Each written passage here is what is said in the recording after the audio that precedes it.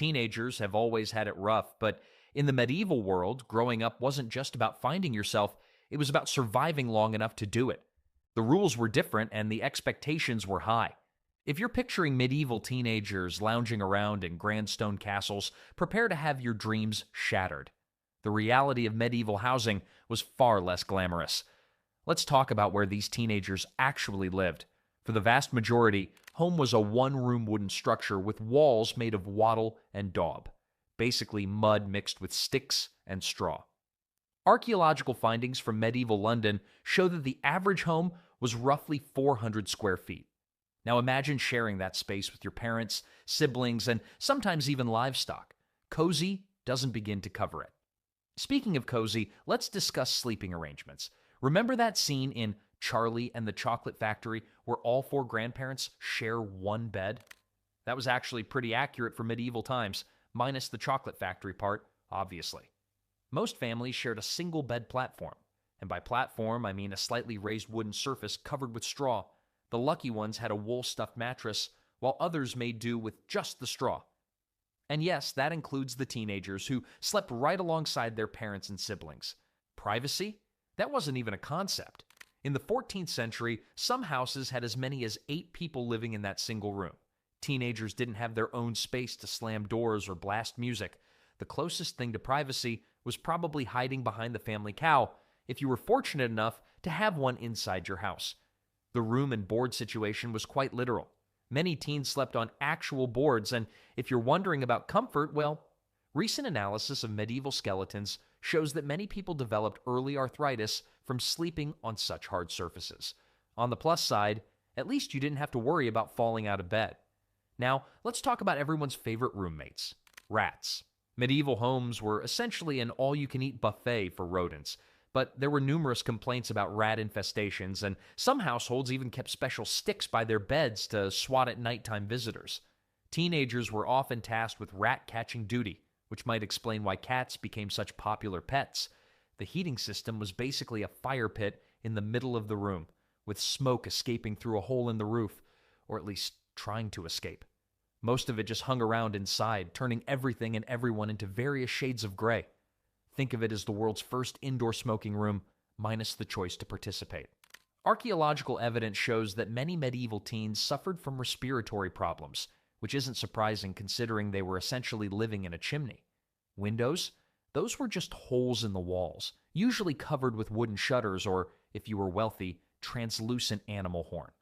Glass windows were so expensive that some nobles would actually take their windows with them when they moved houses. The lord spent more on a single glass window than he did on a year's worth of bread for his entire household. Talk about priorities. The floor was typically packed earth, sometimes strewn with rushes for warmth. These rushes would be changed. Well, let's just say not often enough. Sometimes they'd stay there for months collecting bits of food, dirt, and things we'd rather not think about. It was like having a compost pile for a carpet. There was a complaint before where a neighbor accused another of not changing their rushes for an entire year, leading to an unbearable stench that affected the whole street.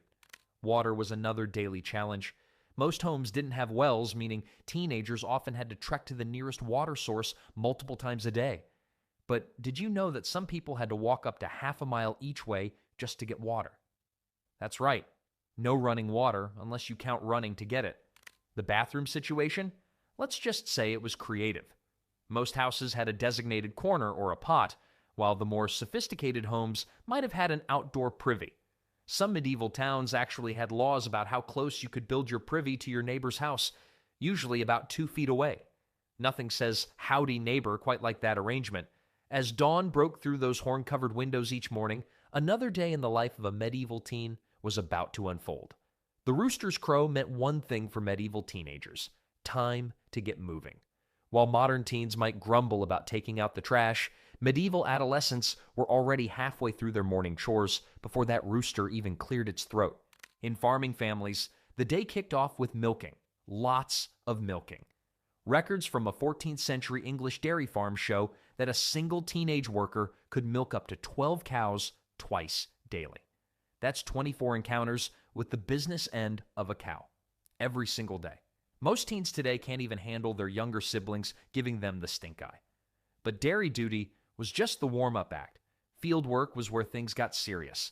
A discovered wage record from 1374 shows that teenage workers were expected to plow an acre of land per day, roughly the size of a modern football field. The catch? They did it with wooden plows and stubborn oxen.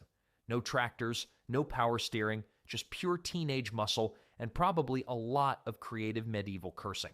The work wasn't any easier for city teens. As apprentices, they'd wake up at dawn in their master's house where they lived for around 7 years. There was an apprenticeship contract from York that listed the daily duties of a 14-year-old blacksmith's apprentice: stoke the forge before sunrise, hammer metal all day, clean the workshop, and tend to his master's horses. In return, he got room, board, and the occasional clip round the ear if he messed up. Speaking of messing up, the stakes were surprisingly high. In legal terms, boys as young as 12 could be fined for botching their work. One unfortunate teenage baker's apprentice had to pay a week's wages for burning a batch of bread. That's what you call a costly cooking lesson. Girls weren't lounging around either. Spinning wool was a never-ending task that many started learning from age 6. By their teens, they were expected to spin enough wool for the entire household's clothing. A skilled teen spinner could produce about 2,400 feet of yarn per day. That's nearly half a mile of medieval thread. Try untangling that one. Household chores took on a whole new meaning for medieval girls. We're not talking about loading the dishwasher here. They prepared meals from scratch, starting with grinding grain into flour. A typical teen girl would grind enough grain each morning to feed a family of 6. The miller's daughter might have had it easier, but she probably never wanted to see another grain of wheat in her life. Laundry day is the fun part. Without running water, teens had to haul water from wells or rivers, heat it over fires they'd built themselves, and then scrub clothes with homemade lye soap that could take the skin off your hands if you weren't careful. There's a story about how a single laundry day could use up to 50 gallons of water. That's a lot of trips to the well, especially when you remember those houses we talked about didn't exactly have the best plumbing. Childcare was another major responsibility. By age 13, many girls were practically running the household's nursery. Medieval records show families often had 6 to 8 children, with the older teens responsible for the younger ones. One account from a 15th century household book mentions a 15-year-old girl managing 4 younger siblings while her mother worked in the fields. And you thought babysitting your cousin for an afternoon was tough. For teens working as servants in wealthy households, the duties were endless. A servant's lists tasks including cleaning chambers, serving food, caring for their master's clothing, and even cutting their employer's meat at meals. The contract specifically states they must be swift of foot and ready of limb, medieval speak for no slacking off. The work wasn't just physically demanding, it was legally binding. Employment records from the 1300s show that teenagers could be taken to court for slacking off or running away from their duties. One 14-year-old boy in Canterbury was fined 3 days' wages for taking an unauthorized nap during work hours. Next time someone calls today's teens lazy, remember that at least they're not getting sued for catching some Z's. Some jobs did come with perks, though. Apprentice cooks often got extra food, and young servants in noble houses sometimes received hand-me-down clothing from their masters. One lucky teenage apprentice in London inherited his master's business after proving himself particularly skilled at metalwork. Talk about a medieval rags-to-riches story. Street vendors were often young teens, selling everything from pies to shoelaces. They developed quite the reputation for creative sales pitches. Medieval authorities actually passed laws limiting how loudly they could shout about their wares. You might say they were the original Instagram influencers. The physical toll of all this labor showed up in medieval skeletons. Many teenage remains show early onset arthritis and worn-down joints. But all this hard work bred a certain kind of toughness. Those calloused hands from farm work and trade labor came in handy when disputes needed settling. Medieval teens didn't just post angry comments online, they threw actual punches, and court records proved they were pretty good at it. Street fights broke out regularly over the simplest things. There's a brawl between 2 teenage apprentices that started because one claimed his master's bread was better than the other's. Both ended up in the stocks for a day, probably still arguing about yeast quality, but these weren't just random scuffles. Medieval towns had their own teen gangs, complete with territories and reputations. In 1345, Norwich officials complained about a group calling themselves the Lads of Saint. Augustines, who controlled an entire street. Their biggest crime? Throwing rotten vegetables at anyone wearing fancy clothes. Not exactly the Peaky Blinders, but they made their point. The real action happened at festivals and fairs. There are dozens of teenage brawls during summer festivals. One memorable case involved 30 teenagers fighting over who would lead the harvest dance. The winner got a black eye and the honor of choosing his dance partner first. Romance wasn't dead. It just had a few bruises. For noble boys, fighting was literally part of their education. Military training started around age 7 with wooden swords. By 14, they were practicing with real weapons. A training manual shows exercises for teenage squires, including one charming instruction. When struck, strike back harder, but mind your master's son. He bruises easily. The path to knighthood was brutal. Young nobles spent years as squires, learning combat while serving experienced knights. Their daily routine included weapons practice, horse riding, and getting knocked into the mud repeatedly. A knight describes his squire as eager in battle, though still falls off his horse when sneezing. Everyone's got to start somewhere. Tournament training was particularly intense. Mock battles called beurds let teens practice fighting in groups. Think of it as a medieval mosh pit with more armor and fewer band t-shirts. Records show these could get pretty heated, a squire losing 2 teeth during practice. His response? He jumped right back in after spitting them out. But it wasn't all fun and games. When real wars broke out, teenagers found themselves on actual battlefields. During the 100 Years' War, soldiers as young as 15 fought alongside adults. One French chronicle mentions a 16-year-old squire who captured 3 English soldiers. He probably never had to buy his own drinks at the tavern after that. Peasant teens weren't left out of the action. When raiders threatened their villages, everyone fought back. Farm tools became weapons. Pitchforks, scythes, and flails proved surprisingly effective. A manor court roll praises 5 teenage farmhands who defended their village using only harvesting tools and, quote, remarkable aim with horse manure. Town defense was serious business. Many cities required teenagers to practice archery every Sunday. This wasn't just for fun. English law actually banned other sports on Sundays to make sure young people focused on their bow skills. One town's records show they handed out free beer to the best young archers, which probably improved morale more than accuracy. Girls weren't exactly sitting on the sidelines either. While they weren't typically trained for combat, they learned self-defense. In 1401, a teenage girl successfully fought off 2 would-be robbers with a cooking spit. The judge ruled in her favor and suggested the robbers find an easier target, like maybe a bear. Castle defense often fell to the teenagers living there. During sieges, they'd help man the walls, throw rocks at attackers, and run messages between defenders. One castle's account book lists payments to 3 teenage messengers who snuck through enemy lines during a siege. Their secret? Pretending to be simple shepherds, complete with a few borrowed sheep for authenticity. The strangest battlefield advantage? Teenagers' voices.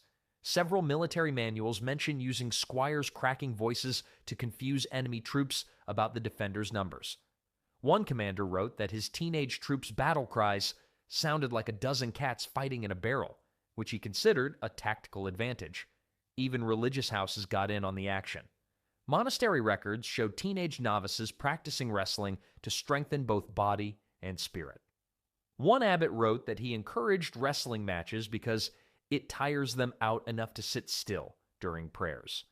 Medieval problems require medieval solutions.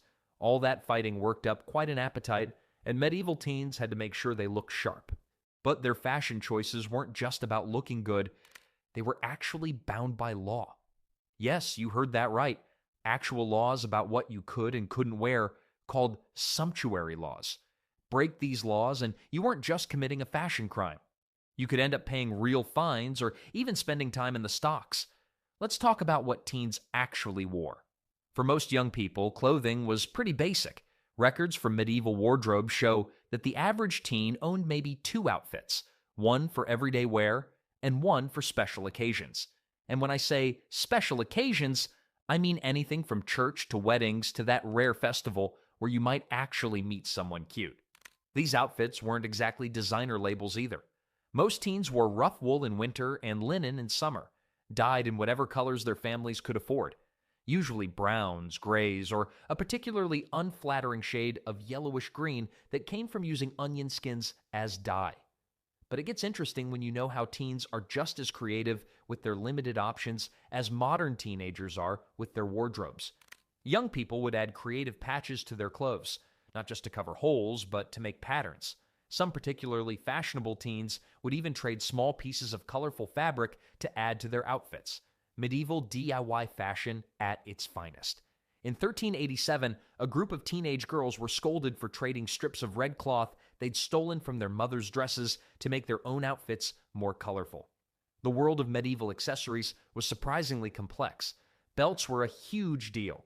They weren't just for holding up your clothes, but for showing off your status.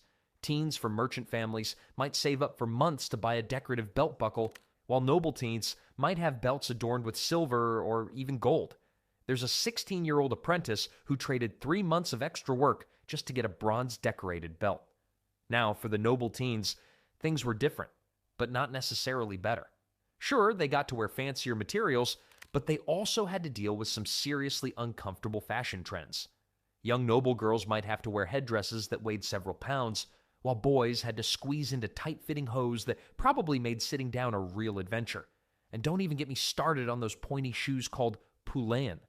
Some were so long that you had to tie the tips to your knees just to walk.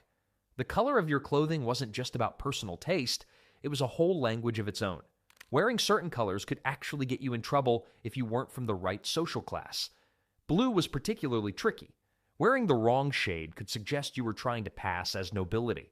Did you know that there's a 15-year-old merchant's son who got fined for wearing a shade of blue that was too royal for his station?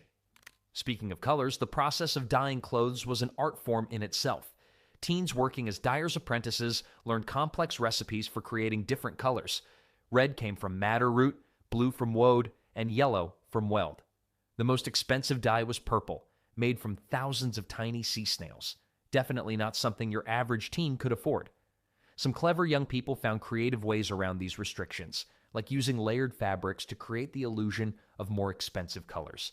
Headwear was another big deal in medieval teen fashion. Boys would wear different styles of caps depending on their trade. A baker's apprentice might wear a white linen cap, while a blacksmith's apprentice might have a leather one. Girls had to cover their hair once they reached a certain age, but many found creative ways to make their head coverings more fashionable.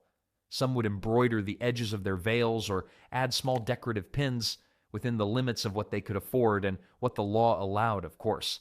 The changing seasons brought their own fashion challenges. Winter clothes were layered and heavy, often including fur if you could afford it. Summer was trickier. You had to stay covered up for modesty's sake, even in the heat. Medieval teens developed clever ways to stay cool while following the rules, like wearing loose-fitting sleeves that could be rolled up when no one important was looking. Even shoes told a story about who you were. Most teens wore simple leather shoes, but the style and quality varied hugely depending on your family's status. A farmer's son might wear basic ankle boots, while a merchant's daughter might have shoes with small decorative cutouts. The really wealthy teens had shoes in different colors, an unimaginable luxury for most young people. But looking good wasn't just about clothes. Medieval teens had their own ways of staying clean and fresh, though their methods might raise a few eyebrows today. Forget about your morning shower. Heating water was such a massive chore that most teens cleaned themselves using a method called spot washing. They'd use a damp cloth to clean the visible parts of their body, especially their face and hands. The rest? Well, let's just say their standards were different from ours. Teeth cleaning was surprisingly sophisticated. Teens would chew on fresh herbs like mint or rosemary, not just for fresh breath, but because these plants actually helped kill bacteria. They'd also use rough linen cloths to scrub their teeth and twigs with frayed ends as primitive toothbrushes.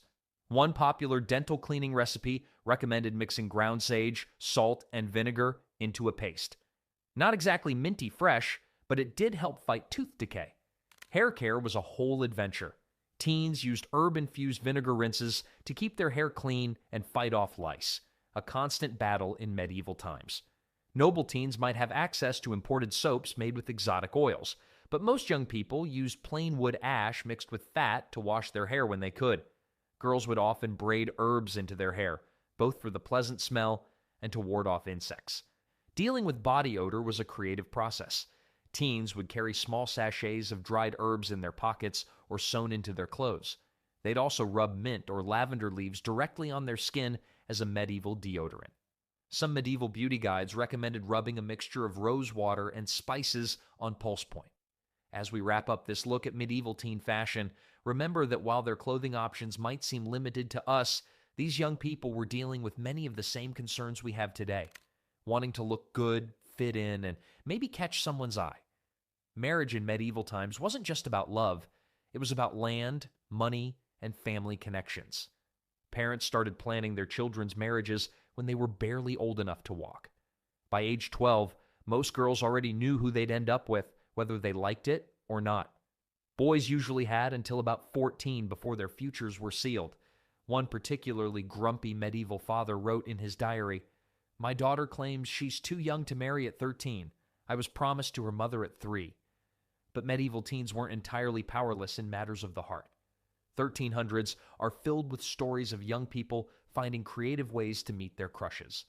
One clever 15-year-old girl in York managed to exchange love notes with a boy by hiding them in loaves of bread she was supposed to be delivering. Another teen couple in London got caught meeting secretly during church services. They'd pretend to be deeply religious just to sit near each other. The church actually played a huge role in medieval dating. While parents could arrange marriages, the church insisted that both parties had to agree to the marriage for it to be valid. This led to some pretty dramatic scenes. Records show cases of teens speaking up during their own wedding ceremonies, declaring they'd been forced into it. One bold 14-year-old boy announced during his wedding that he was already married to another, which was news to everyone, including his supposed first wife. The actual process of courtship was surprisingly structured. Noble teens had to follow strict rules about how they could interact with potential partners. They couldn't be alone together, couldn't touch, and had to have a chaperone present at all times.